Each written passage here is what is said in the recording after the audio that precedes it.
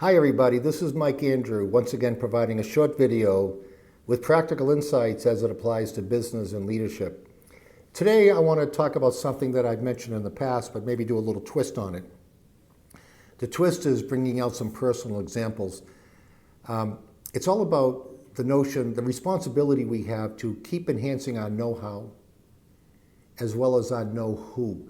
In today's age of knowledge, know-how is changing constantly. We have to keep up. But so isn't know-who, our relationships, our network of relationships, critical. And you need both. You can't have all these great relationships if you don't have basic competence or basic know-how. There's a story from a book from many years ago when I was a young guy by Dale Carnegie. And paraphrase, he said that you can make more friends in 2 months by showing interest in others than you can in 2 years by trying to get people interested in you. I found that to be really true. And when I think of that, I immediately think of these 3 people that I know from my hometown back in the Boston area. And these 3 people are self-made millionaires. And when I look back over the years, whenever I would see them, they would pull me aside and they would just ask me questions about me, my life, my work, my career. They weren't being nosy. They were genuinely interested. And then I'd answer their questions and I'd talk and it would get to the point where I'd say, wait a minute, I'm talking too much about myself. So I would try to turn it around and ask some questions about them. But isn't it interesting that they became self-made millionaires? And I think the connection is that they knew how to build their network. They knew how to build their relationships by showing genuine interest in others. So I don't think it's a coincidence that happened. More personally, I had my own business, my own consulting practice for about 10 years. And I have so many stories, but I only have limited time, so I'll just pick out a few. I had a major insurance company. Everyone knows the name. They were over 130 years old, private mutual company. They were getting ready to demutualize, which means they were going to go public. So you get all these executives that for years have been working in a company that was private and mutual. Now they're going to go public. So what are the implications to them as leaders? So we had to put a program through for the top 600 to get them on the same page, aligned, ready to move forward in a public demutual environment and looking at the leadership implications. Well, I got invited for the proposal because I knew the chief learning officer because he was a client with the previous company and we came through with some good things. It came down between me and a major global consulting firm and I won. And the only reason why I won is my know-who.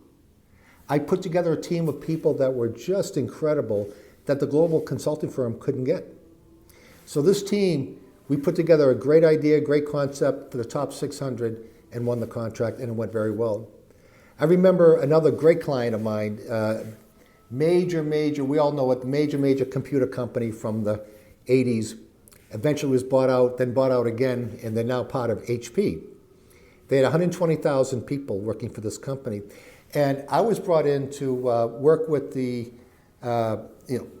some senior managers from around the world. And this was about a 4 or 5 year client. And it was sponsored by the executive vice president globally for sales and services, great guy, and his HR VP.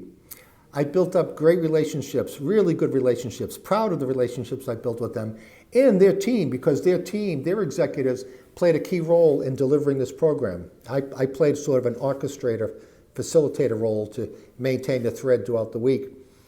And everything's going great client, very profitable client. After about 3 years, as you can expect, it was cost-cutting time. Now, my relationships with the top team, with the executive VP, the sponsor, and the program management team, great relationships with them. There was one person I never met, and it was the manager of the program manager. Never met this person. So it came time to cut costs, and they're going through all the line items, and there's my name, Mike Andrew. Ooh, we're paying him that much to do this role. Ooh, we're going to have to cut him and try to have somebody internally do that. So I got the call, and I said, well, I understand that's how things go. Thank you very much. I'm here, and hopefully we'll get a chance to work again. And then I sent out an email to the Executive Vice President and his HR VP saying, I understand it's been, I've always enjoyed working with you all, and I'm still here. Anytime I can help you, just please let me know. And I appreciate the relationship and so forth. Next day I got the call back. I was back in the program. Now here's the lesson.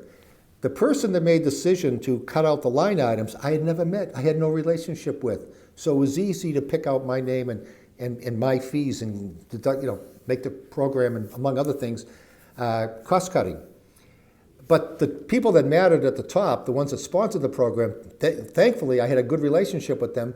They said, wait a minute, we need that role that Mike plays in order for this program to be effective. So boom, they overruled. I was back in, so they were my client again for another couple of years. Finally, one example that's actually changed my life. I had a client, major telecom, global telecom, multi-billion-dollar, in Abu Dhabi and Dubai. I did some consulting work with them. And a few years later, they offered me a job, and I said, no, thank you, but no thank you. It wasn't the right type of job that appealed to me. And a couple of years after that, they said, we have another job for you. Can you fly out?